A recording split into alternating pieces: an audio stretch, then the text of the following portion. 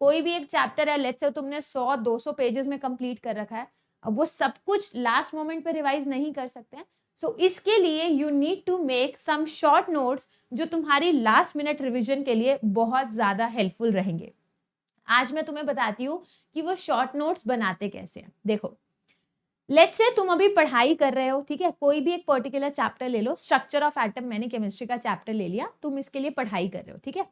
अब जब तुम पढ़ाई कर रहे हो, वो स्ट्रक्चर ऑफ एटम लगभग तुम्हारी टीचर ने 50 पन्नों के नोट्स तुम्हें दिए थे, ऑनलाइन ऑफलाइन तुम जैसे भी पढ़ो, लेट्स से तुम्हारे पास 50 पेजेस के नोट्स हैं।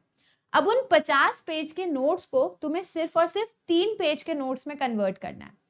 तुम्हें कैसे भी करके उस 50 पेज के नोट्स को सिर्फ 3 पेजेस में लिखना है।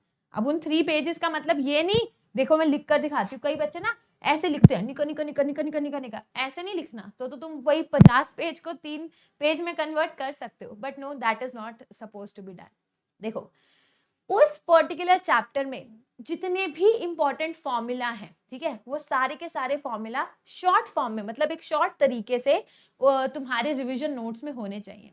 मान लो कोई कांस्टेंट है, रिडबर्ग्स कांस्टेंट है, ठीक है, अनसर्टेनिटी प्रिंसिपल का कोई फॉर्मूला, जो भी, मतलब जो भी चीजें तुम चैप्टर में फॉर्मूला टाइप की पढ़ रहे हो, वो सारी चीजें तुम्हारे रिवीजन नोट्स में होनी चाहिए। Point number 1। पॉइंट नंबर 2, उन फॉर्मूला में कौन कौन सी यूनिट्स यूज हो रही हैं, क्या कन्वर्जन यूनिट्स हैं, ठीक है, किन किन चीजों का ध्यान रखने को टीचर ने कहा था। कहने का मतलब जो भी तुम्हारे 50 पेजेस के नोट्स में मोस्ट इंपॉर्टेंट पॉइंट्स थे, जो तुमने स्टार मार्क कर रखे थे, वो सारे सारे पॉइंट्स तुम्हारे रिवीजन नोट्स में होने चाहिए, ठीक है। एक और चीज जो तुम्हारे रिवीजन नोट्स में होनी चाहिए, वो है कोई नेम रिएक्शन। तुम ऑर्गेनिक रिवाइज कर रहे हो, मेक श्योर नेम रिएक्शन होनी चाहिए।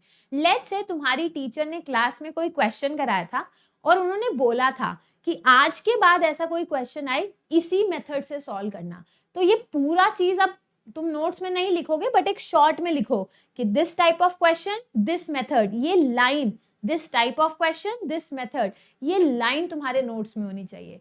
तो जो तुम नोट्स बनाओगे ना, वो इस तरीके के होने चाहिए कि वो जो तुम्हारे पूरे चैप्टर का एक ओवरव्यू तुम्हें उन 3 पन्नों से नोट्स में मिल जाए।